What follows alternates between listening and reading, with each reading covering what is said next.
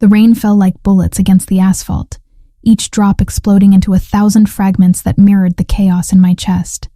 11:47 p.m., and Boston's streets gleamed black under the amber streetlights. The scent of wet concrete and exhaust fumes clung to the air as I hurried through the hospital's staff exit, my sneakers squeaking against the slick pavement. 12 hours. That's how long I'd been on my feet in the pediatric ward, watching over tiny patients who deserved so much better than what life had dealt them. My scrubs clung to my tired body, the pale blue fabric darkened with sweat, and the occasional splash of juice from a toddler who'd finally smiled after 3 days of fever. These moments made everything worth it. Almost everything. My keys jingled in my trembling fingers as I approached my beaten Honda Civic, parked under the flickering fluorescent light of the staff parking garage. The metal was cold and wet beneath my palm when I reached for the handle, but then I heard it. Footsteps. Slow, deliberate, echoing off the concrete walls. My blood turned to ice water. Isabella, his voice cut through the rain like a blade, low and gravelly from too much whiskey and too many cigarettes. I didn't need to turn around to know who stood behind me. Derek Morrison, my ex-boyfriend, my nightmare, the man I'd spent the last 6 months trying to forget. I turned slowly, my back pressed against the car door. He emerged from the shadows between 2 parked vehicles, his police uniform wrinkled and stained, badge catching the overhead light. At 29, Derek had the kind of rugged features that used to make my heart race. Now they just made my skin crawl. Dirty blonde hair hung across his forehead, and his brown eyes held that familiar glint of anger and something darker. Something hungry. "You've been avoiding my calls." His words slurred slightly, and the smell of alcohol hit me from 6 feet away. "We broke up, Derek. 6 months ago. Remember?" I clutched my keys between my fingers, the metal edges pressing into my palm. "You don't get to call anymore." He stepped closer, and I caught sight of the fresh scratches on his knuckles. Someone had fought back recently. That someone probably hadn't been as lucky as I was right now. "See? That's where you're wrong, baby." The pet name dripped with possession and threat. "We're not done. We'll never be done." Rain plastered his hair to his skull as he moved closer, backing me against the car. I could see the moisture gathering on his uniform, hear the squish of his boots on the wet concrete. My heart hammered against my ribs so hard I was certain he could hear it. "I know you've been working extra shifts," he continued, his voice dropping to an intimate whisper that made my skin crawl. "Trying to pay for that old woman's medical bills. Your mama, right? Sweet Sophia in the memory care unit." My mother's name on his lips felt like a violation. "Stay away from her." "Or what?" He laughed, a sound devoid of any warmth. "You'll call the cops?" "I am the cops, sweetheart." The overhead light flickered again, casting his face in alternating moments of harsh illumination and shadow. In the brief darkness, he moved closer, close enough that I could smell the whiskey on his breath, see the red veins threading through his eyes. "I've been patient, Bella. Real patient. But my patience is running thin." I pressed harder against the car, the door handle digging into my spine. "Derek, you're drunk. Go home. Sleep it off." "Home?" He barked out a laugh that echoed off the concrete walls. "You think I have a home? You think any of us have homes anymore?" Something in his voice changed, became desperate, frantic. This wasn't just about us anymore. Something else was driving him, something that made him even more dangerous than before. "I owe people money, Bella. Bad people. The kind who don't care about badges or uniforms or anything except getting what they're owed." His hand reached out, fingers grazing my cheek. "But you could fix all that." I jerked away from his touch, adrenaline flooding my system. "I don't have any money. You know that. You don't need money." His smile was all teeth and predatory hunger. "You just need to come with me. Tonight." That's when I ran. I pushed past him with all the strength I had, my shoulder slamming into his chest. He stumbled backward, caught off guard by the sudden movement, giving me precious seconds to bolt toward the garage exit. My feet pounded against the wet pavement as I heard him cursing behind me, his heavier footsteps echoing as he gave chase. The rain hit me like a wall of ice as I burst from the parking garage onto the street. My scrubs provided no protection against the October chill, and within seconds I was soaked through, but I didn't stop running. Couldn't stop. Because I knew Derek, and I knew that if he caught me tonight, I might not see tomorrow. The old part of Boston stretched ahead of me, all narrow streets and shadowy alleyways. Historic buildings loomed on either side, their brick facades gleaming wetly in the streetlight. My lungs burned as I sprinted down Washington Street, past closed shops and empty sidewalks. The sound of Derek's pursuit had faded, but I didn't trust it. Didn't trust anything anymore. I ducked into an alley between two buildings, pressing my back against the cold brick wall, trying to catch my breath. Rain streamed down my face, mixing with tears I didn't remember shedding. My red hair hung in wet tangles around my shoulders, and I could taste copper in my mouth where I'd bitten my tongue.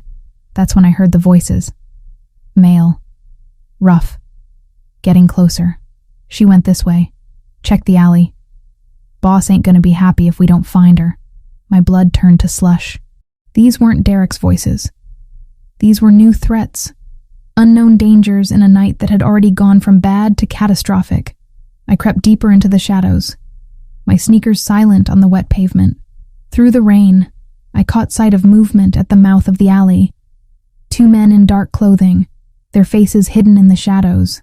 One pointed in my direction, and I knew I had seconds before they spotted me. I bolted, back onto the main street, past a closed bookstore and a shuttered cafe, my feet slipping on the slick sidewalk. The sound of pursuit echoed behind me, but I didn't dare look back. Ahead, warm light spilled from the windows of an upscale Italian restaurant, its elegant facade a stark contrast to the chaos in my chest.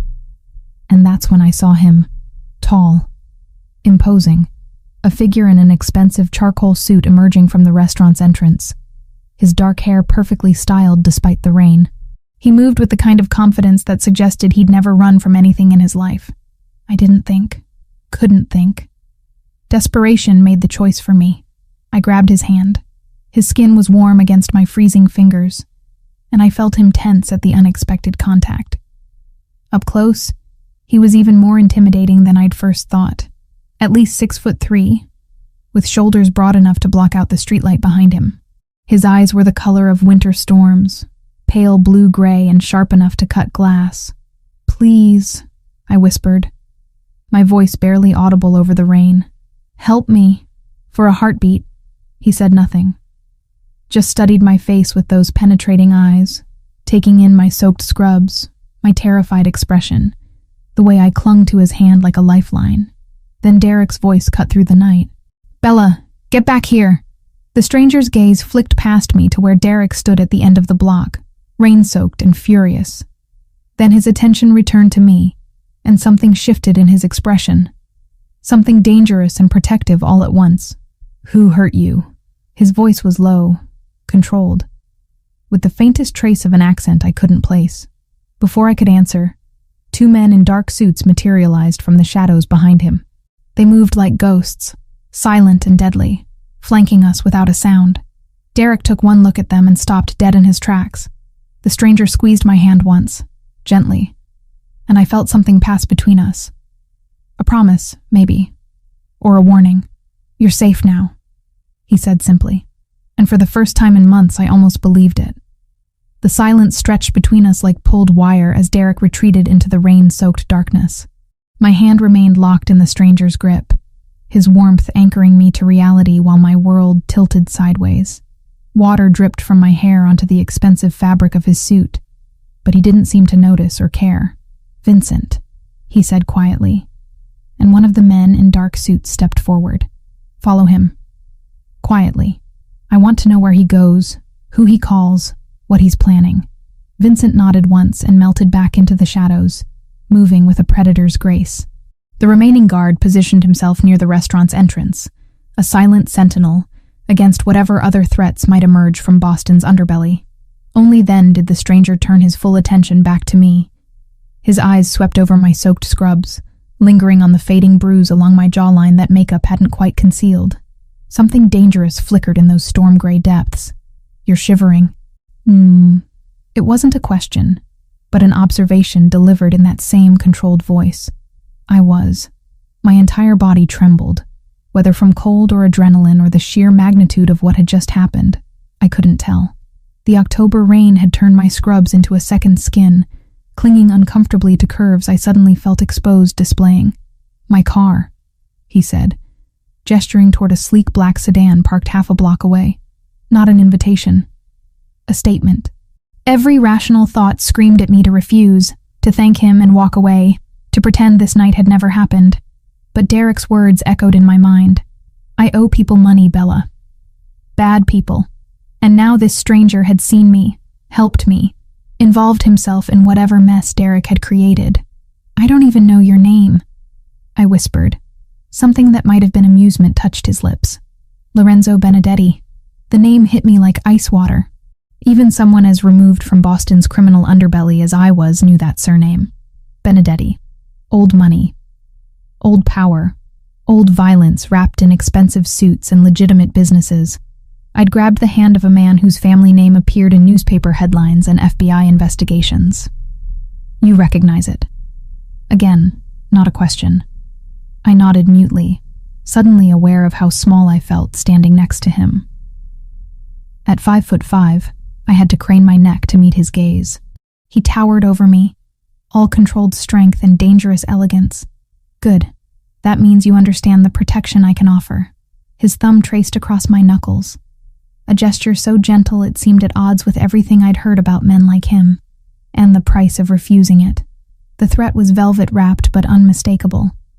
I could accept his help and enter his world, or decline and face Derek alone, with whatever bad people Derek owed money to closing in. "What do you want from me?" My voice cracked on the last word. Lorenzo studied my face for a long moment, rain gathering in his dark hair and running down the sharp planes of his cheekbones. "Right now? To get you somewhere warm and dry before you catch pneumonia." He guided me toward the sedan with a hand at the small of my back, his touch burning through the wet fabric of my scrubs. The car was a work of art, all gleaming paint and chrome that probably cost more than I made in 2 years. The interior smelled of leather, and something expensive and masculine that made my pulse quicken. "Giuseppe's Ristorante," Lorenzo told the driver, as I settled into butter-soft leather seats. The penthouse. The penthouse. Of course, a man like Lorenzo Benedetti would own the building above his restaurant. Probably owned half the block, knowing his reputation. As the car pulled smoothly into traffic, I caught sight of my reflection in the tinted window. Wet hair plastered to my skull, green eyes wide with shock and exhaustion, skin pale as porcelain. I looked like a drowned cat who'd stumbled into a tiger's den. "Tell me about Derek Morrison." Lorenzo's voice cut through my self-assessment. I turned to find him watching me with those penetrating eyes, his expression unreadable in the dim interior lighting. "How do you know his last name?" "I make it my business to know things." He adjusted his cufflinks with precise movements. "Especially when those things involve men who put their hands on women in my territory." The casual possessiveness in his voice sent shivers down my spine that had nothing to do with my wet clothes. My territory. Like Boston's North End belonged to him personally. "We dated for 8 months, I said quietly, focusing on my hands twisted in my lap. I thought he was different. Protective instead of possessive. Strong instead of controlling. A bitter laugh escaped me. Amazing how wrong you can be about someone. When did it start? The violence. Heat flooded my cheeks. How did you... The way you flinch when someone moves too quickly. The way you positioned yourself against that car door tonight, protecting your ribs. His gaze flicked to the fading bruise on my jaw. The way you immediately assumed I wanted something from you in exchange for help. Each observation cut deeper than the last. Was I really that transparent? That obviously damaged? 3 months ago, I admitted. A slap during an argument about money. He apologized, brought flowers, promised it would never happen again. But it did. I nodded, unable to meet his eyes. It always got worse when he'd been drinking. And lately, he'd been drinking more. Said he was under pressure at work, that things were complicated. The car turned onto a narrow street lined with historic brownstones, their windows glowing warmly in the rain. Lorenzo's fingers drummed once against his knee, the only sign of agitation he'd shown. What kind of pressure? I don't know. He never told me specifics. I watched raindrops race down the window, distorting the city lights into abstract patterns. But tonight, he said he owed money to bad people, that I could fix all his problems. Lorenzo's jaw tightened almost imperceptibly. By going with him. It wasn't a question, but I answered anyway. Yes, Isabella. The way he said my name, with that faint accent curling around the syllables, made something flutter in my chest. Look at me. I turned reluctantly, meeting those storm-gray eyes in the car's dim interior.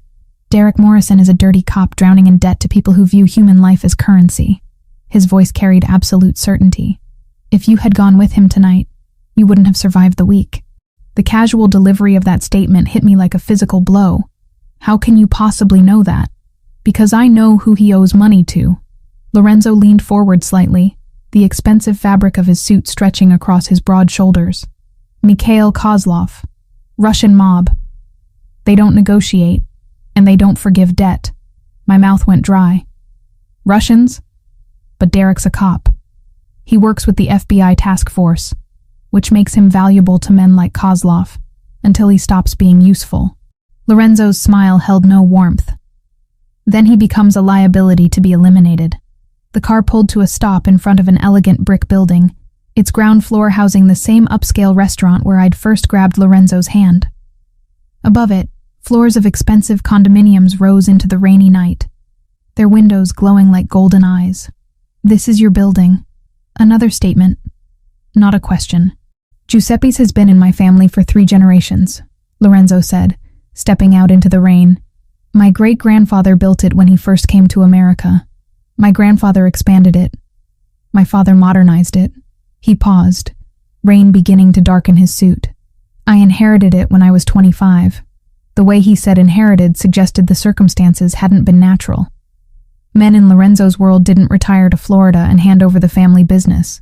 The building's entrance was discreet but elegant, all polished marble and subtle lighting. A doorman materialized from nowhere to escort us inside, his respectful nod to Lorenzo speaking volumes about the man beside me. The elevator was a work of art, all brass fixtures and mirrors that reflected my bedraggled appearance from multiple angles. Lorenzo stood beside me in comfortable silence, his presence filling the small space completely. I could smell his cologne now, something woody and expensive that probably cost more than my monthly rent. 60 floors, I observed, watching the numbers climb. Privacy requires altitude. His lips quirked slightly. The higher you climb, the fewer people can reach you. The elevator opened directly into a penthouse that took my breath away.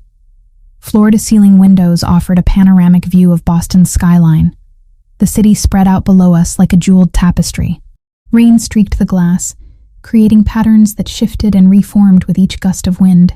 The space itself was a study in understated luxury. Clean lines, neutral colors, furniture that probably cost more than my car. Everything spoke of wealth, but quiet wealth. The kind that didn't need to shout to be heard. You're still shivering, Lorenzo observed. I was. Despite the penthouse's warmth, I couldn't seem to stop trembling. The adrenaline was wearing off, leaving behind exhaustion and the dawning realization of what my life had become in the span of 1 terrifying hour. Lorenzo disappeared down a hallway and returned with a thick terry cloth robe and a towel. There's a guest bathroom through there, he said, pointing toward an archway. Hot shower. Take as long as you need. The kindness in the gesture nearly undid me. When was the last time someone had offered me comfort without expecting something in return? Why are you helping me? The question tumbled out before I could stop it. Lorenzo moved to the window, hands clasped behind his back as he gazed out at the city below. Rain continued to lash the glass. But from up here, the storm seemed distant and manageable. Maybe I don't like seeing women afraid.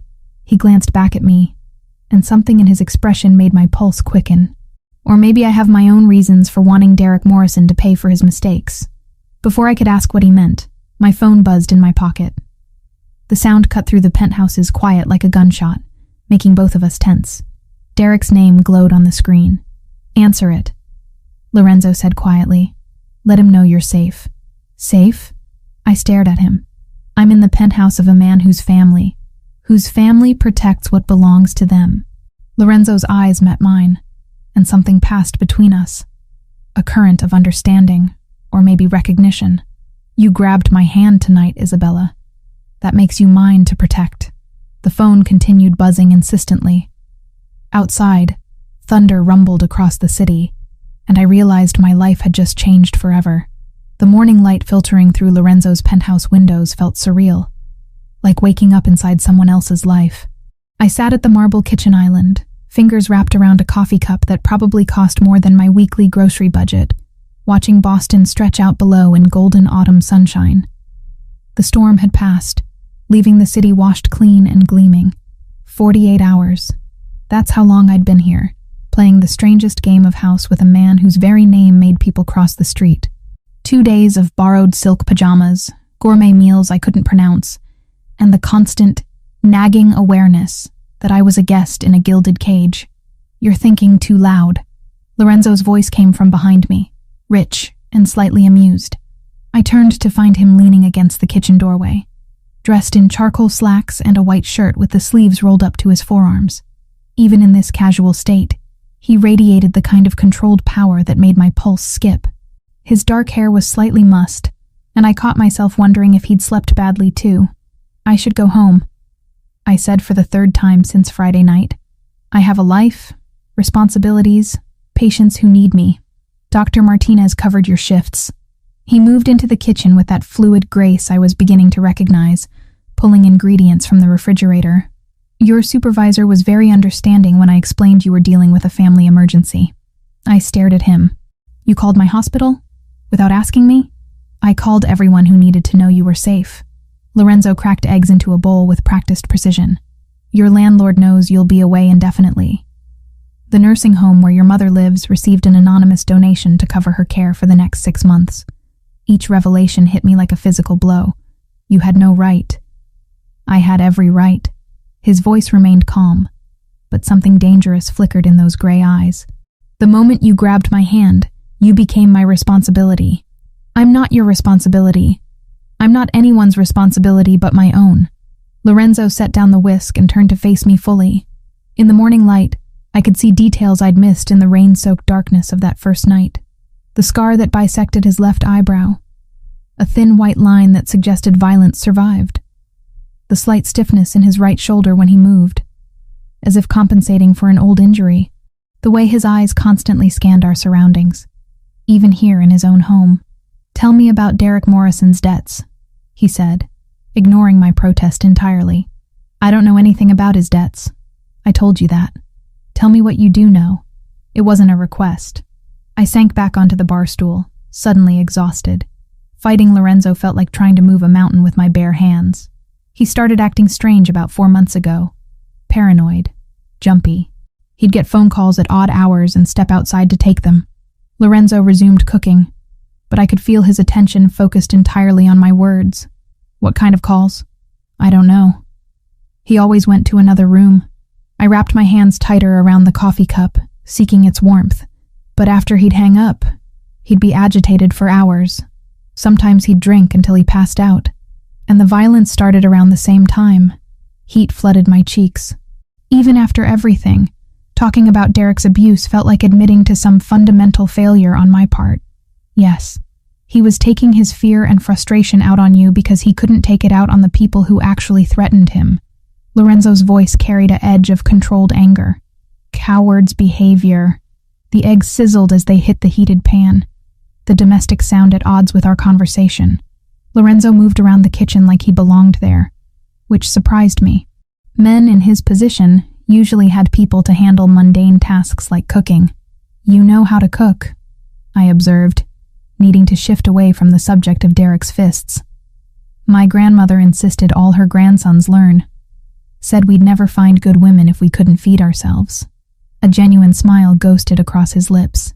She was a formidable woman, 5 feet tall, and absolutely terrifying. The glimpse of warmth in his expression made something flutter in my chest. Was? Died when I was 26. Lived to see me take over the family business. Made sure I understood the responsibility that came with the name. His smile faded. She would have liked you. How can you possibly know that? Lorenzo plated the eggs alongside perfectly toasted bread and fresh fruit arranged like a piece of art. Because you work in a children's hospital. Because you've been taking care of your mother alone for 3 years. Because when a violent drunk cornered you in a parking garage, your first instinct was to fight, not cower. He set the plate in front of me, and I caught a whiff of his cologne mixed with the scent of cooking. It was disturbingly domestic, this moment of quiet breakfast conversation. As if we were a normal couple discussing normal things instead of a kidnapped nurse and her captor talking about grandmother's recipes. "This isn't kidnapping," Lorenzo said, reading my thoughts with unsettling accuracy. "This is survival. Then I can leave? Right now, if I want?" He was quiet for a long moment, gray eyes studying my face. "Where would you go?" "Back to your apartment, where Derek knows you live. Back to the hospital, where he knows you work. Back to visiting your mother, where he knows you go every Sunday." Each question hammered home the horrible truth I'd been avoiding. Derek had woven himself so thoroughly into my life that there was nowhere he couldn't find me. Nowhere I'd be safe. "He's a police officer," I said weakly. "There are rules, procedures. Rules don't apply to desperate men with gambling debts." Lorenzo leaned against the counter, crossing his arms over his chest. "And they certainly don't apply to the people Derek owes money to." I picked at the eggs, my appetite evaporating. "So, what's your solution? I hide in your penthouse forever?" "My solution is that Derek Morrison stops being a problem." The quiet certainty in his voice sent ice through my veins. "What does that mean?" "It means you don't need to worry about him anymore." "Lorenzo." I set down my fork, meeting his gaze directly. "What does that mean?"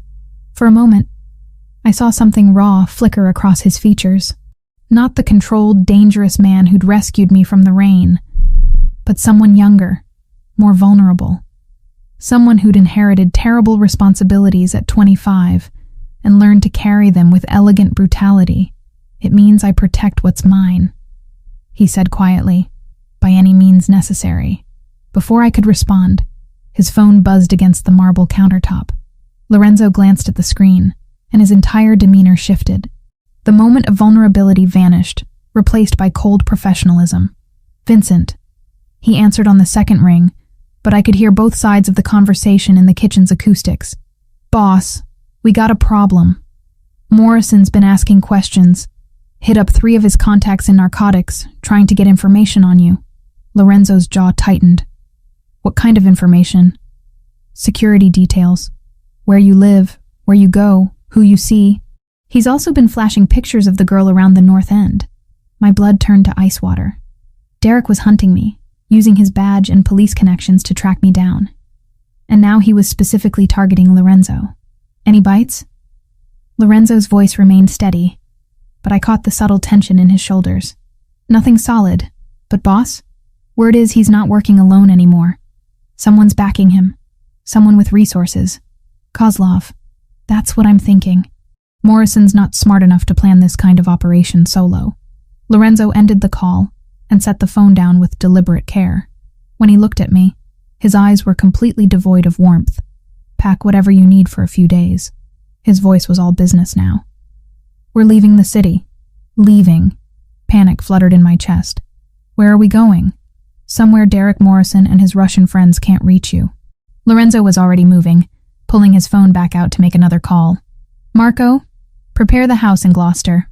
Full security team. We'll be there by noon." "Wait." I stood up, my breakfast forgotten. "You can't just decide to relocate me without consulting me first." Lorenzo paused in his preparations, and when he turned back to me, I saw something that made my breath catch. Not anger exactly, but something deeper and more primal. Possession. "You asked me to help you," he said quietly. "This is what help looks like in my world, Isabella. You don't get to pick and choose which parts of my protection you accept. I'm not your property." "No." He stepped closer, close enough that I had to tilt my head back to meet his gaze. "You're something far more valuable than that." "What am I then?" For a heartbeat, he didn't answer. Then his hand came up to cup my cheek, thumb tracing the line of my jaw with surprising gentleness. His touch was warm, calloused in a way that suggested he knew violence intimately, but chose to be gentle with me. "You're the first person in 10 years who looked at me and saw someone worth saving, instead of someone to fear." His voice was barely above a whisper. "That makes you irreplaceable." Before I could respond, he stepped back, the moment of vulnerability gone as quickly as it had come. "Pack light," he said, already moving toward his own room. "We have 30 minutes before the car arrives." I stood frozen in the kitchen, my cheek still burning from his touch, trying to process what had just happened. Lorenzo Benedetti, the man whose name struck fear into Boston's criminal underworld, had just revealed something raw and desperate beneath his controlled exterior. And God help me, I wanted to understand what he meant. The sound of drawers opening and closing came from his bedroom, efficient and methodical. Whatever safe house he was taking me to, it was clearly well prepared and completely secure. Another piece of the vast machinery he'd built around himself, designed to protect and control in equal measure. I touched my cheek where his hand had been, still feeling the echo of his warmth. 48 hours ago, I'd been a simple pediatric nurse with an abusive ex-boyfriend and mounting medical bills. Now I was the protected asset of a man who could make people disappear with a phone call. The terrifying part wasn't that Lorenzo frightened me. The terrifying part was that he didn't. The safe house in Gloucester sat perched on rocky cliffs overlooking the Atlantic, its weathered shingles and wraparound porch giving it the appearance of a quaint New England cottage. But the illusion shattered the moment I noticed the discreet cameras, the reinforced windows, and the way Lorenzo's men positioned themselves at strategic points around the property. 3 days. 3 days of walking along private beaches, reading in sun-drenched window seats, and pretending this was some kind of romantic getaway instead of protective custody. The October air carried the salt tang of approaching winter, and I'd taken to bundling in one of Lorenzo's sweaters while I sat on the porch, watching seabirds wheel against the gray sky. Lorenzo had been the perfect gentleman. Respectful distance, polite conversation. No repeat of that moment in his penthouse kitchen when his hand had cupped my cheek and made my pulse stutter. It should have been reassuring.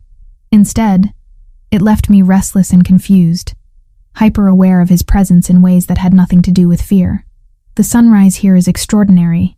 His voice came from behind me, rich with that faint accent that made my skin prickle with awareness. I didn't turn around, too afraid he'd see something in my expression I wasn't ready to acknowledge. "It's beautiful. Peaceful. Peaceful is good. Peaceful keeps you alive." Lorenzo settled into the porch chair beside me, extending a steaming mug of coffee. Vincent called. "Derek Morrison visited your hospital yesterday." My blood turned to ice. "What did he want?" "To speak with your supervisor. Claimed he was concerned about your welfare, said you'd been acting erratically before you disappeared." Lorenzo's jaw tightened. "Dr. Martinez didn't buy it. Told him patient confidentiality prevented her from discussing your personal situation." I set down my coffee with trembling fingers. "He's not going to give up, is he?" "No." Lorenzo leaned forward, elbows resting on his knees. "Men like Derek don't surrender easily, especially when they're desperate." The morning sun caught in his dark hair, highlighting threads of silver I hadn't noticed before. At 34, Lorenzo carried himself with the confidence of someone who'd seen too much, survived too much. There were lines around his eyes that spoke of sleepless nights and difficult decisions. "Tell me about your father." The words tumbled out before I could stop them. Lorenzo went very still. "Why do you want to know?" "Because you said you inherited the family business when you were 25. Because yesterday, I watched you order a man's execution over the phone like you were discussing the weather." I turned to face him fully. "Because I need to understand who you really are." For a long moment he said nothing. Then he stood, moving to the porch railing with that fluid grace I'd come to recognize. His hands gripped the worn wood, knuckles white with tension. "My father was Antonio Benedetti, third-generation Italian-American, built our legitimate construction business from nothing." Lorenzo's voice was carefully neutral. "He believed in old-world values, family, loyalty, honor. And the other business, the illegal side, that came later. Protection money from shop owners who couldn't afford police response times, loans for families who couldn't get bank approval, dispute resolution for people the courts ignored." Lorenzo's smile held no warmth. "It started as helping the community. It evolved into controlling it." A gust of salt air whipped across the porch, carrying the cry of seagulls and the distant sound of waves against rocks. Lorenzo's profile was sharp against the morning sky, all angular planes and controlled strength. "How did he die?" I asked softly. "Car bomb. outside his favorite restaurant on a Tuesday night in October. Lorenzo's voice never wavered, but I saw his knuckles whiten further. The Kozlov organization wanted our territory. They thought eliminating the head would scatter the family, but it didn't. No. He turned back to me, and I saw something raw flicker in those gray eyes. It just made the survivors more dangerous. Before I could respond, his phone buzzed against the porch table. Lorenzo glanced at the screen, and his entire demeanor changed, shoulders tensing as he read the message. What is it? Vincent. Derek Morrison isn't working alone anymore. Lorenzo was already moving, pulling out his phone to make a call. They grabbed Sarah Chen from the pediatric ward at St. Mary's 20 minutes ago. My world tilted sideways. Sarah was a sweet, quiet nurse from the Philippines who worked the same shifts I did. We'd had coffee together dozens of times, shared stories about difficult patients and impossible supervisors. They took Sarah? My voice came out as a whisper. They think she's you. Lorenzo's phone was already ringing. Vincent, talk to me. I could hear Vincent's voice through the speaker, tight with tension. 2 men in a van grabbed her outside the hospital pharmacy. Professional job.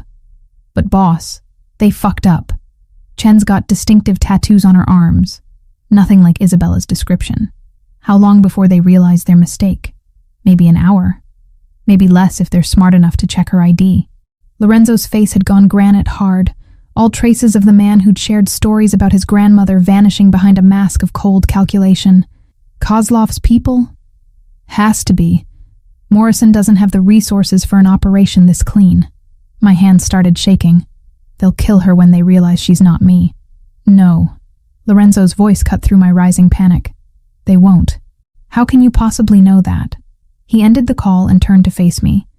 And what I saw in his expression made my breath catch. Not just anger, but something primitive and protective that spoke to places in my chest I'd thought Derek had killed forever. Because I'm going to get her back. Lorenzo was already moving toward the house, his movements sharp and purposeful. Marco! One of his men appeared instantly, as if he'd been waiting for the summons. Boss? Contact every asset we have in Boston. I want locations on Kozlov's operation, full intelligence on his men, and a tactical assessment of where they're most likely holding the girl. You want me to call in favors from the families? Call in everything. Lorenzo's voice carried absolute authority. And get the car ready. We're heading back to the city. I stood up so quickly my chair scraped against the porch floor. We? You're not staying here while an innocent woman suffers because of the danger following you around.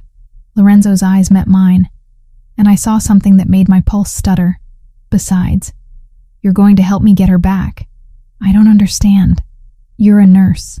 You understand medical procedures, hospital layouts, staff rotations. Lorenzo stepped closer. Close enough that I could smell his cologne mixed with salt air and something darker. And you know Sarah Chen personally. You can identify her positively. Make sure we're rescuing the right person. The logic was sound, but underneath it lay something else. A test, maybe.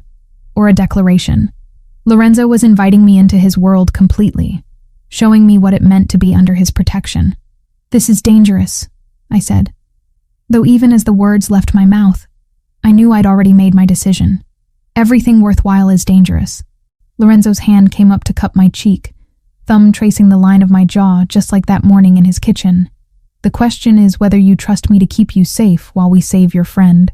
His touch sent heat spiraling through my chest, awakening responses I'd thought Derek had beaten out of me forever.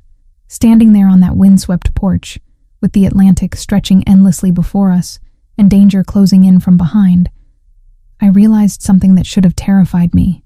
I did trust him, completely and without reservation. What do you need me to do? I asked. Something shifted in Lorenzo's expression. Not surprise exactly, but satisfaction. As if I'd just passed some crucial test he'd been waiting for me to take. First, you're going to tell me everything you know about St. Mary's security protocols and shift changes. His hand dropped from my face, but the warmth of his touch lingered. Then you're going to help me plan Sarah Chen's rescue. And after that, Lorenzo's smile was sharp as a blade and twice as dangerous. After that, you're going to watch me teach Derek Morrison and his Russian friends what happens when they threaten what's mine. The possessiveness in his voice should have frightened me. Instead, it sent a thrill of anticipation down my spine. that had nothing to do with fear and everything to do with the growing certainty that Lorenzo Benedetti was about to go to war. And somehow, impossibly, I wanted to stand beside him when he did. "When do we leave?" I asked. 1 hour. Lorenzo was already heading toward the house, his movements sharp with purpose. "Pack light and dress dark. Where we're going, visibility gets people killed." I watched him disappear inside, then turned back to the ocean one last time. The peaceful morning had shattered completely, replaced by the metallic taste of approaching violence. Sarah was in danger because of me, because I'd grabbed a stranger's hand in a moment of desperation and dragged an innocent woman into a war between dangerous men. But as I followed Lorenzo into the house, one thought echoed in my mind with startling clarity. For the first time in months, I wasn't running from the fight. I was running toward it. The manila folder on Lorenzo's desk contained my entire life reduced to photographs and printed reports. Bank statements showing my mother's medical bills, employment records from St. Mary's, even copies of text messages I'd sent to colleagues about picking up extra shifts. Everything was there, laid out with clinical precision that made my skin crawl. "How long have you been watching me?" I asked, my voice barely steady. Lorenzo stood behind his desk in the penthouse study, hands clasped behind his back as he gazed out at the Boston skyline. We'd returned from Gloucester 3 hours ago, Sarah's rescue mission planned down to the minute. But first, apparently, came this moment of truth. Vincent has been conducting background checks on everyone in your social circle since Friday night. His reflection in the window looked carved from stone. Standard security protocol when someone enters my protection. That's not what I asked. I flipped through pages of surveillance photos. Me leaving the hospital. Me visiting my mother. Me grocery shopping on a Tuesday afternoon, completely unaware I was being documented. These photos go back weeks, Lorenzo. Maybe months. He turned slowly, and the expression on his face confirmed what I'd already begun to suspect. 6 months. The admission hit me like a physical blow. 6 months? You've been stalking me for 6 months? I've been watching you. His voice remained maddeningly calm. There's a difference. Is there? I stood up so quickly the chair scraped against the hardwood floor. Because from where I'm sitting, it looks like you've been planning this entire thing from the beginning. Lorenzo moved around the desk with that predatory grace, stopping just close enough that I had to tilt my head back to meet his eyes. Planning what, exactly? This. Us. Whatever this is supposed to be. I gestured at the opulent study, the protected penthouse, the carefully constructed cage he'd built around me. Did you orchestrate Derek's debt too? Make sure he'd get desperate enough to threaten me so you'd have an excuse to swoop in and play savior? Something dangerous flickered in those gray eyes. Be very careful what you accuse me of, Isabella. Or what? You'll have me disappeared like you're planning to do to Derek? The words tumbled out, fueled by betrayal and growing panic. How do I know any of this is real? How do I know Derek wasn't working for you all along? Lorenzo's jaw tightened, but his voice remained level. Because if Derek Morrison was working for me, you would never have suffered a single bruise at his hands. The quiet certainty in his statement gave me pause, but I was too angry to back down. Then why? Why watch me? Why choose me? For a long moment, Lorenzo said nothing. Then he moved to a cabinet against the far wall, withdrawing a crystal decanter and 2 glasses. His movements were precise, controlled, but I caught the slight tremor in his hands as he poured. Do you know what it's like to inherit a legacy built on blood? He didn't look at me as he spoke. To wake up one morning and discover that everything you thought you knew about your life was a carefully constructed lie? I remained silent, sensing this was important. That whatever he was about to tell me would change everything between us. I was 25 when my father died. A business major from Harvard, completely insulated from the family's real operations.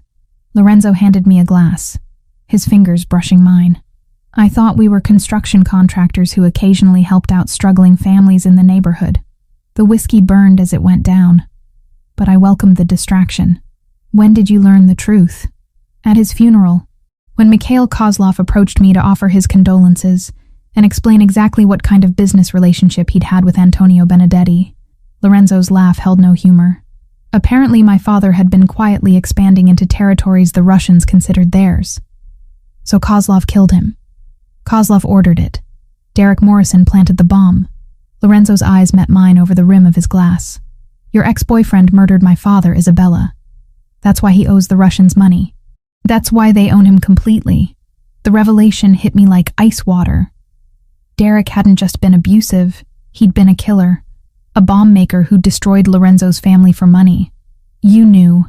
My voice came out as a whisper.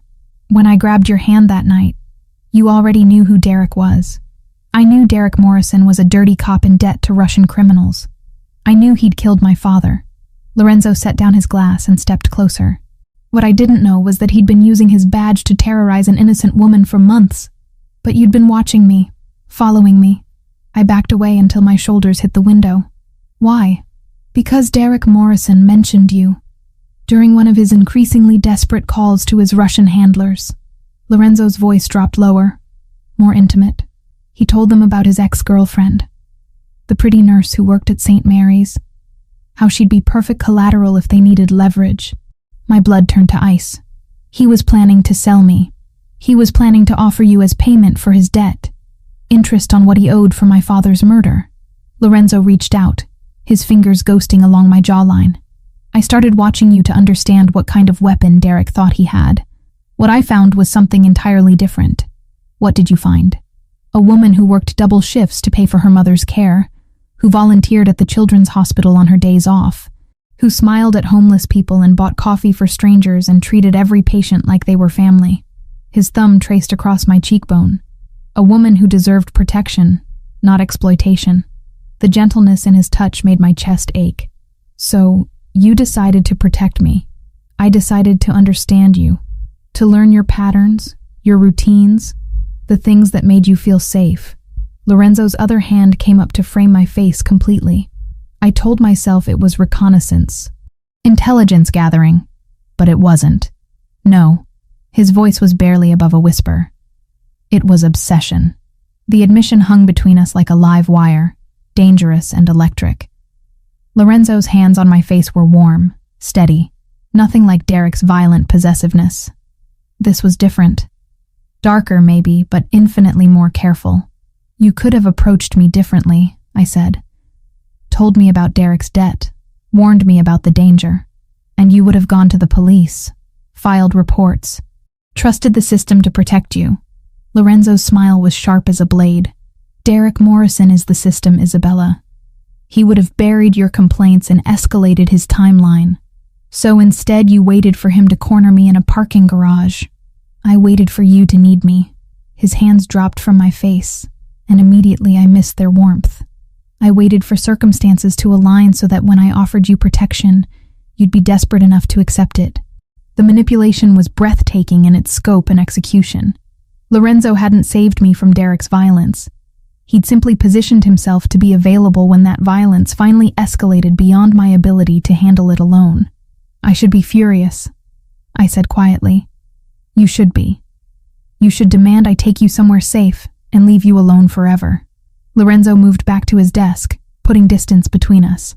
You should run as far and as fast as you can from what I represent. But I'm not going to. No? He looked up, and I saw something vulnerable flicker in those gray eyes. No. I crossed to where he stood, closing the distance he'd created. Because Sarah is still out there, scared and alone. Because Derek Morrison helped murder your father. And because despite everything you've done, I trust you more than I've ever trusted anyone. Lorenzo went very still. Isabella, you manipulated the situation, yes. You watched me without consent, invaded my privacy, orchestrated circumstances to make yourself indispensable. I reached up, cupping his face the way he'd done to me. But you also paid my mother's medical bills anonymously. You made sure I was safe at work. You never let Derek hurt me worse than he already had. That doesn't excuse what I've done. No, it doesn't. I stepped closer, until there was no space left between us. But it explains why you did it. And right now, understanding you matters more to me than forgiving you. For a heartbeat, neither of us moved. Then Lorenzo's control shattered completely. He kissed me with a hunger that spoke of months of careful distance, of watching from shadows, and wanting what he couldn't have. His hands tangled in my hair, holding me steady as he claimed my mouth with devastating thoroughness. I kissed him back with equal intensity, pouring weeks of confusion and attraction and desperate need into the contact. When we finally broke apart, both breathing hard, Lorenzo rested his forehead against mine. "This changes everything," he said quietly. "I know.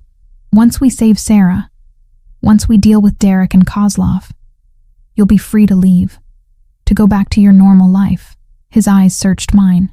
"But if you stay, if you choose this, there's no going back." My world doesn't offer second chances or clean exits. I thought about my cramped apartment, my lonely shifts at the hospital, the small, safe life I'd built for myself. Then I thought about the way Lorenzo looked at me like I was something precious and dangerous and worth protecting at any cost. "I'm not going anywhere," I told him. Something fierce and possessive flared in his expression. "You're sure?" Instead of answering, I kissed him again, soft and certain and full of promise. When I pulled back, Lorenzo's smile was sharp enough to cut diamonds. "Then let's go get your friend back." Sarah was alive. Terrified but alive, cable tied to a chair in an abandoned warehouse near Boston Harbor, her dark hair matted with dried blood from where they'd struck her during the kidnapping. Through my binoculars, I could see the distinctive cherry blossom tattoo on her left forearm, confirmation that Kozlov's men had indeed grabbed the wrong woman. 12 men that we can count," Vincent murmured into his comm device. 2 on the roof, 4 patrolling the perimeter, 6 inside with the hostage. I crouched beside Lorenzo behind a shipping container, my heart hammering against my ribs as we surveyed the warehouse from our concealed position. The salt air carried the tang of low tide and diesel fuel, mixing with the metallic taste of approaching violence that seemed to coat everything in Lorenzo's world. "Where's Derek?" Lorenzo's voice was barely above a whisper, but it carried deadly intent. "No sign of him yet, but boss, we got a problem. Lucas just called in. Kozlov's people grabbed Clara Martinez 20 minutes ago." The blood in my veins turned to ice water. Lucas was Lorenzo's younger brother, his second-in-command and most trusted lieutenant. Clara was Lucas's girlfriend, a sweet archaeology student who taught children's art classes on weekends. She had nothing to do with any of this except the misfortune of loving a Benedetti. Lorenzo's jaw tightened, but his voice remained controlled. "Where?" "Outside her apartment near BU campus. Professional job, same as the nurse. 3 men, black SUV, gone in under 30 seconds. Vincent's voice crackled through the earpiece. Lucas is compromised." Lorenzo finished the thought with cold precision. "Emotional, desperate, likely to make stupid decisions that get people killed." I touched his arm, feeling the coiled tension beneath his jacket sleeve. "We can save them both." "No." Lorenzo's eyes never left the warehouse as he spoke. "We save Sarah first. Methodically. According to plan. Then we deal with Clara and whatever leverage Kozlov thinks he has over my brother." The calculating coldness in his voice should have frightened me. Instead, it was oddly reassuring. This was Lorenzo in his element, compartmentalizing emotions to focus on tactical necessities. The kind of man who could dismantle an enemy's entire operation while maintaining perfect control. "What about the inside team?" I asked, studying the warehouse layout through the binoculars. "Marco and Tony are positioned at the north entrance. Vincent's team has the east side covered." Lorenzo adjusted his position slightly, and I caught the gleam of the handgun holstered beneath his jacket. "You and I go in through the loading dock, quick and quiet." "And if something goes wrong?" Lorenzo's smile was sharp as broken glass. "Then Mikhail Kozlov learns why my father built this organization to survive his death. We moved across the open ground between containers like ghosts, using shadows and strategic timing to avoid the roving patrols.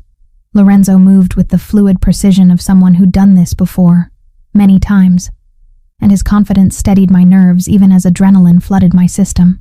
The loading dock was secured with a chain-link gate that Vincent had already cut, leaving an opening just wide enough for us to slip through. Inside, the warehouse was a maze of stacked pallets and industrial equipment, all draped in shadows that seemed to move and shift in the dim lighting. Sarah's voice reached us before we saw her, weak but defiant as she spoke to her captors in broken English mixed with Tagalog curses that would have made her grandmother proud. "American police will find you," she was saying, her accent thick with fear, but her tone stubborn. "You cannot hide forever." A Russian-accented voice responded with cruel laughter. Police already know where you are, little bird. Police brought you to us. Derek. It had to be Derek feeding information to Kozlov's operation, using his badge and connections to facilitate kidnappings in broad daylight. The betrayal cut deeper than I'd expected, not because I still cared about him, but because it confirmed how completely I'd misjudged someone I'd once trusted. Lorenzo gestured for me to stay back as he moved closer to the main area where they were holding Sarah. Through gaps in the stacked crates, I could see her clearly now, cable-tied to a metal folding chair, her St. Mary's scrubs torn and stained, but her chin lifted in defiance even as tears tracked down her cheeks. 3 men stood around her, 2 Russians in expensive suits, and one who made my blood freeze.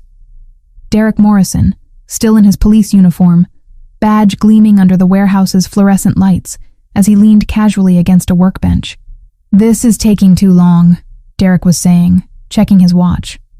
"Benedetti should have made contact by now." "Patience," replied one of the Russians, a thin man with silver hair and cold eyes. "Fear makes men sloppy.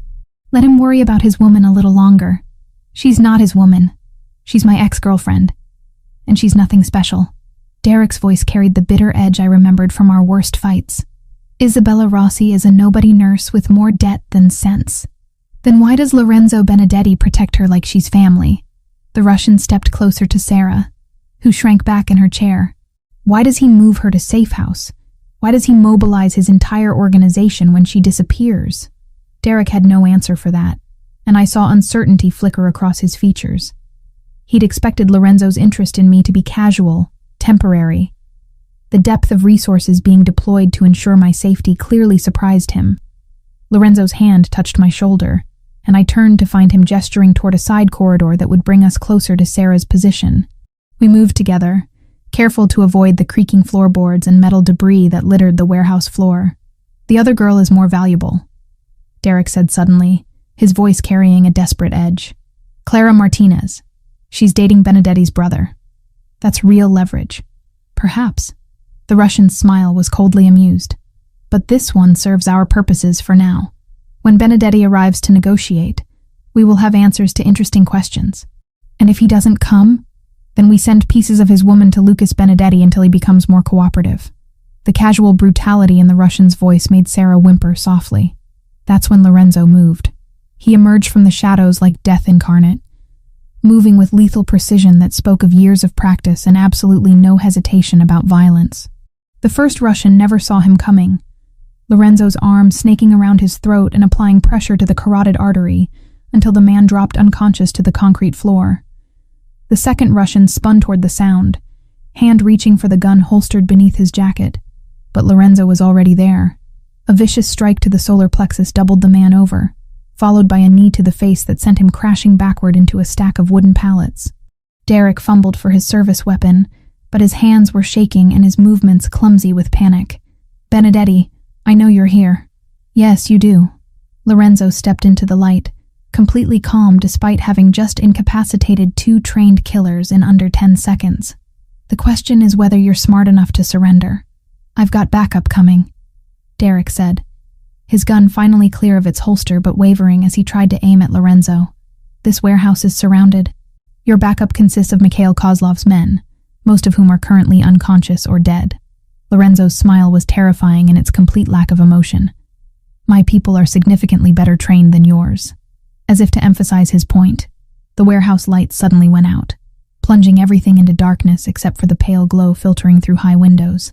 Emergency lighting kicked in seconds later, casting everything in hellish red that made the scene look like something from a nightmare. "Isabella!" Derek's voice cracked as he spun around, searching the shadows. "I know you're here too. This is all your fault. If you'd just come with me Friday night, none of this would have happened." I stepped into the light before Lorenzo could stop me, facing the man who'd terrorized me for months. In the red emergency lighting, Derek looked older, more desperate, hollow-eyed with the kind of desperation that made men dangerous. "You're right," I said quietly. "If I'd gone with you Friday night, I'd be dead by now. Just like you're going to be." Derek's gun swung toward me, but Lorenzo was faster. The shot that rang out echoed through the warehouse like thunder, but it wasn't Derek who fired. Lorenzo's bullet took Derek's center mass, spinning him around and sending his weapon clattering across the concrete. He dropped to his knees, hands pressed against the spreading red stain on his uniform shirt, looking up at me with something that might have been surprise. "You chose him," Derek whispered, blood frothing at the corners of his mouth. "Over me? Over everything we had." "We never had anything," I told him, surprised by how steady my voice sounded.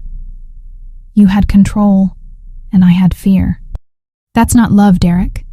That's just violence wrapped in pretty words." Derek Morrison died still looking confused about the distinction.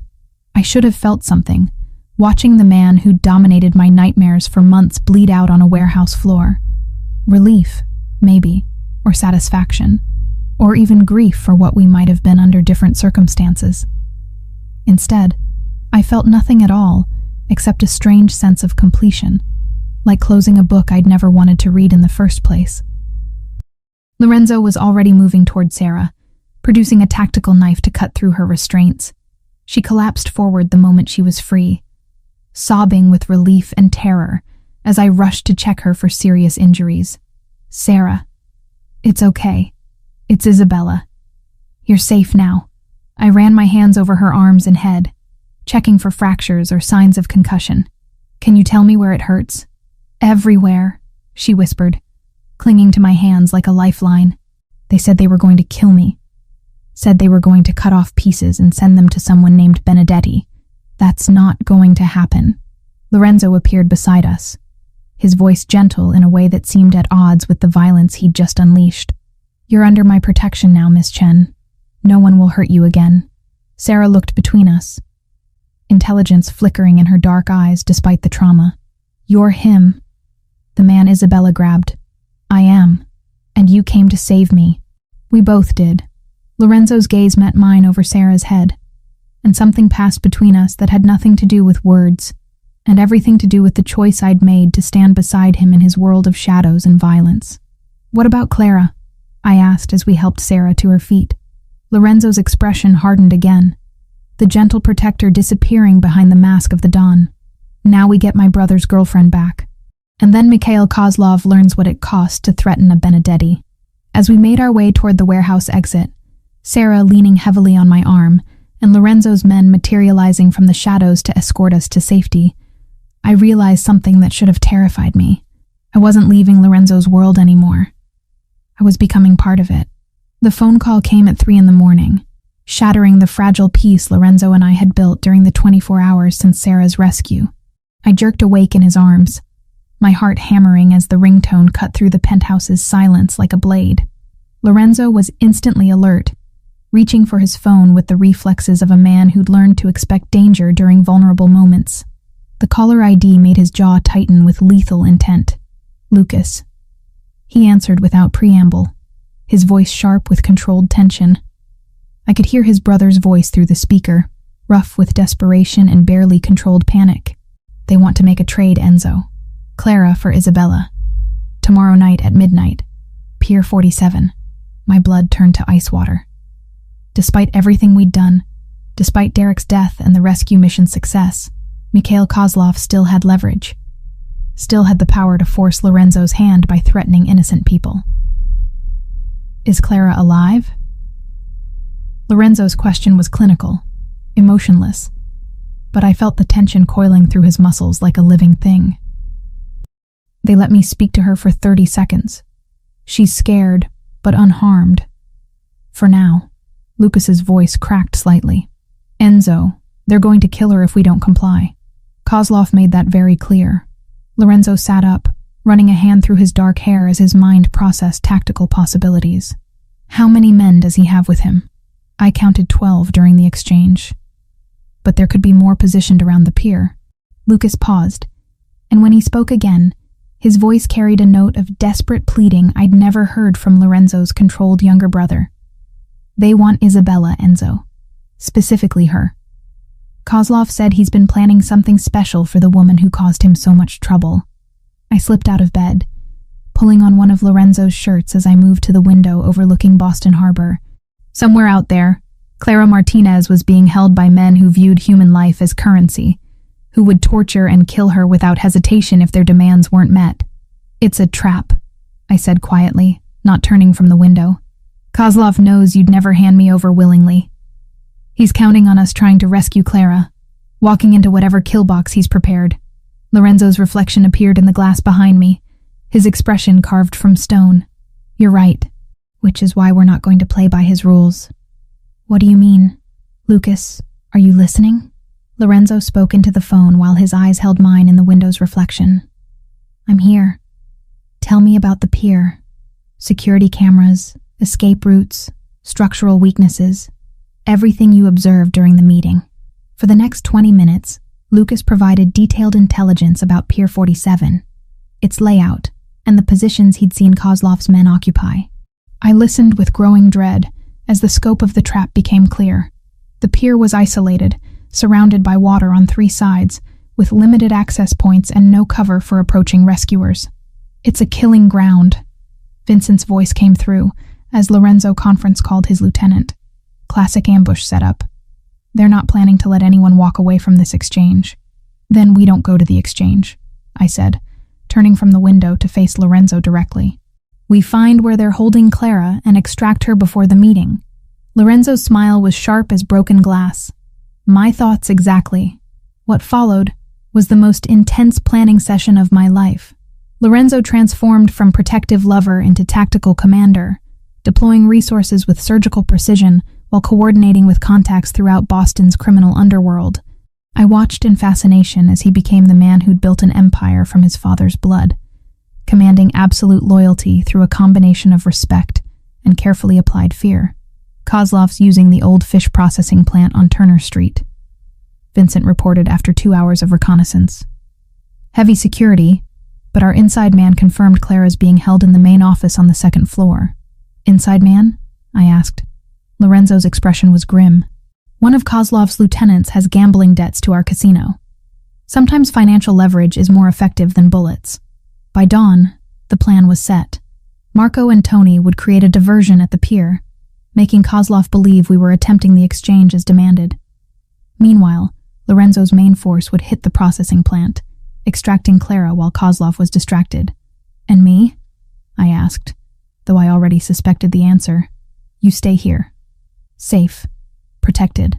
Lorenzo cupped my face in his hands, thumbs tracing my cheekbones with infinite gentleness. This isn't negotiable, Isabella. Like hell it isn't. I pulled back, meeting his gaze with stubborn determination. Clara is in danger because of me. Because Kozlov wants to hurt you through me. I'm not hiding in this penthouse, while other people risk their lives to clean up my mess. This isn't your mess. This is the price of being mine. Lorenzo's voice carried absolute finality. And I won't risk losing you to settle old debts. We argued for another hour, but Lorenzo was immovable on this point. I would remain in the penthouse under heavy guard while he dismantled Kozlov's operation piece by piece. It was logical, tactical, and completely unacceptable to every fiber of my being, which is why, 3 hours later, I found myself crouched behind shipping containers at the processing plant, watching Lorenzo's team take their positions around the building. I'd slipped past his guards using knowledge gained during my years as a nurse, exploiting shift changes and blind spots with the same precision I used to navigate busy hospital corridors. Vincent's voice crackled through the stolen earpiece I'd lifted from Lorenzo's desk. Teams in position. Boss, we're ready for your signal. Clara's location confirmed? Lorenzo's voice was tight with controlled tension. 2nd floor office, northeast corner. 2 guards at the door, unknown number inside. I could see Lorenzo from my position, a dark figure against the pre-dawn sky as he prepared to lead the assault on the building where Clara was being held. Even from a distance, his movements spoke of coiled violence and absolute determination. That's when everything went wrong.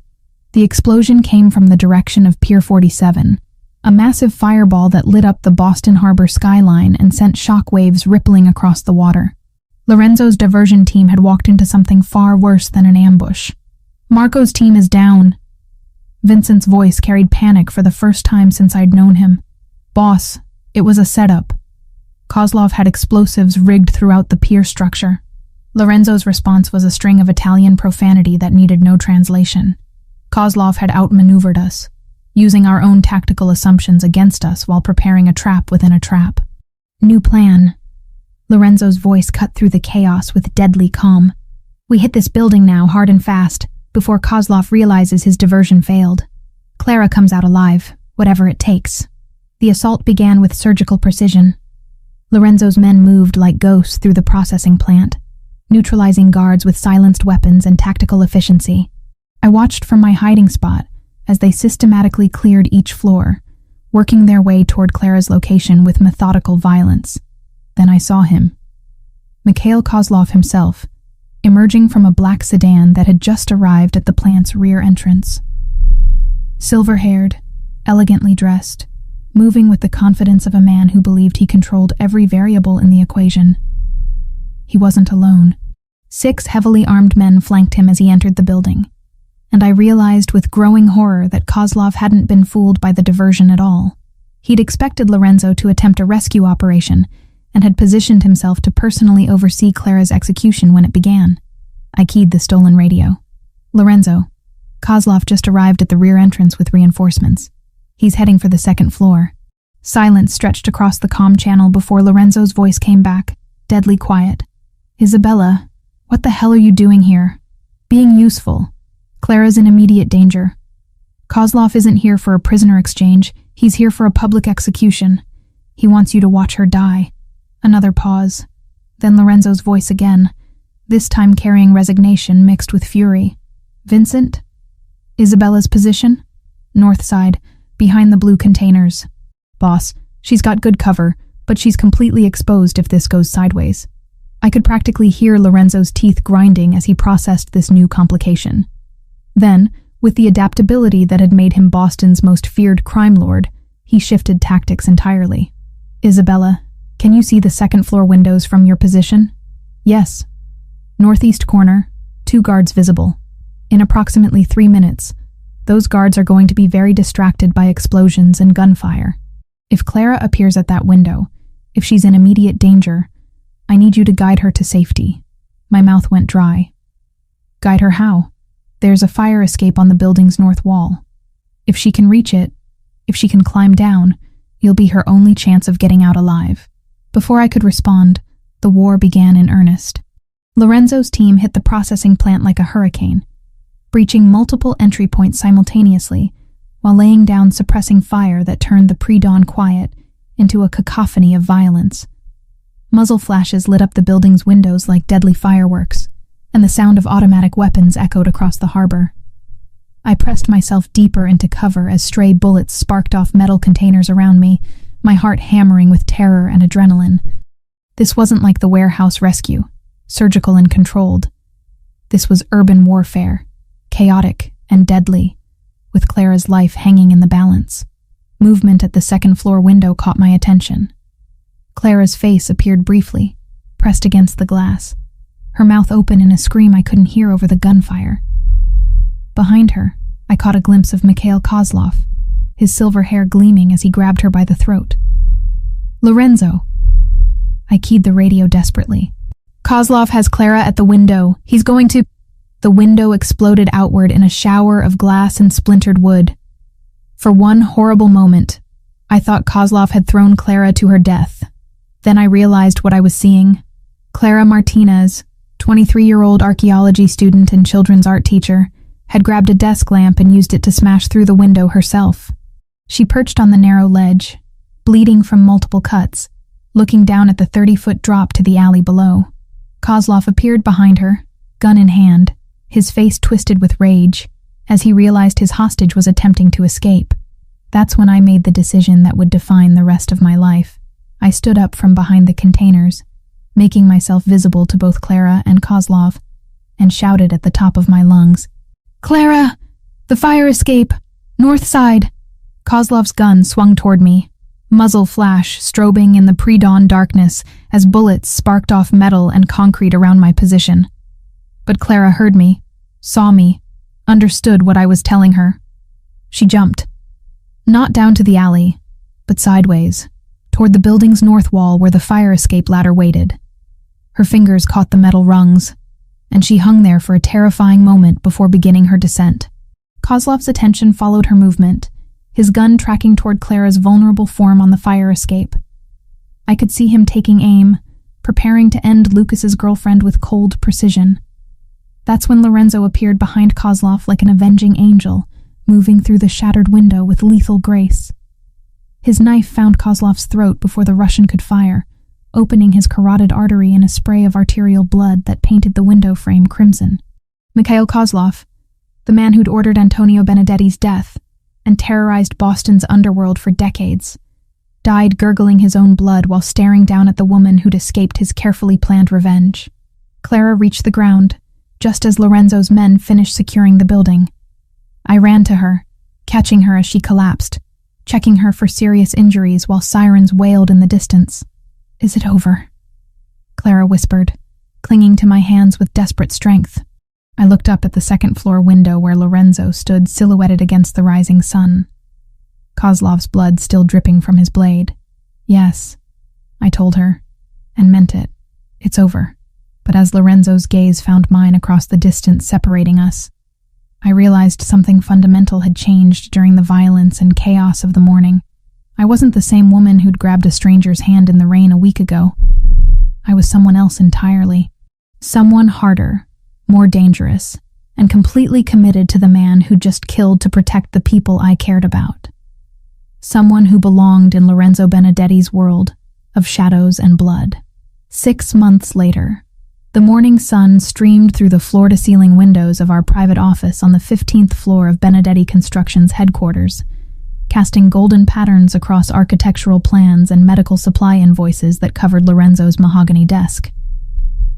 Outside, Boston stretched in all directions, a city that no longer felt foreign or dangerous, but like something I helped protect. I initialed the final purchase order for the new pediatric wing at St. Mary's, officially completing the largest charitable donation in the hospital's history. The Isabella Benedetti Foundation had funded everything from new surgical equipment to a state-of-the-art children's cancer research facility, all while maintaining complete anonymity about its benefactor's true identity. "The board meeting went well?" Lorenzo asked, looking up from construction contracts as I set aside the medical files. "Dr. Martinez sends her regards, and her gratitude." I moved around the desk to where he sat, unconsciously settling onto his lap in a gesture that had become natural over the months. "The new wing will serve 3 times as many children as the old facility." Lorenzo's arms encircled my waist, pulling me closer against his chest. At 34, he carried himself with the same controlled danger that had first captured my attention. But now I saw the gentleness beneath the careful mask. The way his touch always lingered on my wedding ring, the platinum band he'd slipped onto my finger in a private ceremony 3 months ago. "Any regrets?" he asked, the question he'd posed countless times since I'd chosen to leave my nursing career and join his world completely. "About the hospital work?" "Sometimes." I traced the thin scar that bisected his left eyebrow, a memento from the night Kozlov died. "About you?" "Never." The Isabella Benedetti, who'd grabbed a stranger's hand in the rain, would barely recognize the woman I'd become. Gone were the financial struggles, the sleepless nights worrying about my mother's care, the constant fear that had defined my existence with Derek. In their place was a different kind of tension, sharper and more purposeful, the knowledge that I now stood at the center of an empire built on calculated violence and absolute loyalty. "Vincent's report came in this morning," Lorenzo said, his fingers combing through my hair with practiced affection. "The Torino family has accepted our terms for the harbor contracts." I nodded, understanding the implications. 6 months of careful negotiation had secured Benedetti Construction's dominance over Boston's waterfront development, generating millions in legitimate revenue while providing cover for less legal enterprises. It was the kind of strategic victory that would have been impossible without the intelligence network we'd built together. "And the other matter?" I asked. Lorenzo's expression darkened slightly. "Commissioner Walsh confirmed it. Derek Morrison's death has been officially ruled a gang killing. Case closed. The investigation into Kozlov's organization died with him." Relief flooded through me, though I maintained the composed exterior I'd learned was essential in Lorenzo's world. Derek's death had been necessary, justified, and completely illegal. Having it disappear into bureaucratic limbo removed the last shadow hanging over our new life. My phone buzzed with a text from Clara. now Lucas's fiancée and my closest friend in this rarefied world of organized crime wives and girlfriends. The message showed a photo from their engagement party planning. Her radiant smile a stark contrast to the terrified woman I'd helped rescue from that fire escape. "Clara wants to know if we're free for dinner Sunday," I told Lorenzo. "Lucas is cooking. Lucas can barely make coffee without supervision. Clara's been teaching him. Apparently he's developed a passion for Italian cuisine." I laughed, imagining Lorenzo's younger brother struggling with pasta and sauce while his archaeology student girlfriend provided patient instruction. She says it's adorable watching him try to impress her grandmother. Lorenzo's smile was genuine, the expression transforming his features from dangerous to devastatingly handsome. "Tell them yes. It will be good for Lucas to show off his domestic skills." The intercom on his desk buzzed softly. "Mr. Benedetti, your 2 o'clock appointment is here. Send them in." The office door opened to admit Vincent and Marco, both men nodding respectfully as they entered. 6 months had transformed my relationship with Lorenzo's inner circle from wary acceptance to genuine trust, built through shared danger and demonstrated loyalty. "The Amalfi property is ready for your inspection," Vincent reported, setting a folder on the desk. "Full security installation, private airstrip, complete communications array. Your honeymoon location, as requested." I glanced at Lorenzo in surprise. We'd discussed taking a delayed honeymoon once the territorial disputes were settled, but he'd been characteristically secretive about the details. "Italy?" I asked. "The Amalfi Coast, my great-grandmother's village." Lorenzo's fingers intertwined with mine, and I caught the gleam of his own wedding band, white gold that matched my own. "I thought it was time you met the rest of the family." The rest of the family. The phrase carried weight in Lorenzo's world, implications that went far beyond simple relatives. Meeting the Italian Benedettis meant formal recognition, acceptance into a dynasty that stretched back generations. "How long?" I asked. 2 weeks, maybe 3, depending on how negotiations go with the old families. Lorenzo's smile turned predatory. "It seems our success in Boston has attracted attention from Palermo." Vincent cleared his throat diplomatically. "There's also the matter of the Chicago representatives. They've requested a meeting about territorial boundaries in the Midwest." I listened as Lorenzo and his men discussed expansion possibilities, territorial agreements, and revenue projections with the same casual precision I'd once used to discuss patient care rotations. The language was different, the stakes infinitely higher, but the underlying structure felt familiar. Problems to solve, people to protect, systems to optimize. "What about St. Mary's?" I asked when they finished. "I have 3 foundation meetings scheduled next week. Sarah can handle the day-to-day operations," Lorenzo replied. "She's proven remarkably capable at managing charitable distributions." Sarah Chen had surprised everyone by requesting a position with the foundation, rather than returning to nursing after her rescue. The trauma of her kidnapping had left her unable to handle the stress of hospital work, but she'd discovered a talent for organizing relief efforts and coordinating medical supply donations. "And my mother? The care facility in Amalfi has been thoroughly vetted. Your mother will receive the same level of care she gets here, with the added benefit of Mediterranean climate and specialized dementia treatment." Lorenzo cupped my face gently. "She'll be safe, Isabella. They all will." After Vincent and Marco left with their instructions, I remained in Lorenzo's lap, processing the magnitude of what he'd planned. A honeymoon that was also a diplomatic mission, introducing me to the most powerful crime families in Europe while establishing our position in the international hierarchy. "Are you nervous?" Lorenzo asked, reading my thoughts with unsettling accuracy. "Should I be? The old families can be traditional in their expectations of women." His thumb traced across my cheekbone. "But you've proven yourself in ways they'll respect. You've shed blood to protect family. You've built legitimate enterprises that benefit the organization. You've earned your place beside me through action, not just marriage." The weight of his words settled over me like a mantle. 6 months ago, I'd been a pediatric nurse struggling to pay bills and avoid an abusive ex-boyfriend. Now I was the wife of Boston's most powerful crime lord, the silent partner in a multi-million-dollar empire, a woman who'd killed to protect the people she loved. "Do you ever miss it?" I asked. "The simplicity of your life before I grabbed your hand that night?" Lorenzo was quiet for a long moment. his hands stroking through my hair as he considered the question. "I miss the illusion of simplicity," he said finally.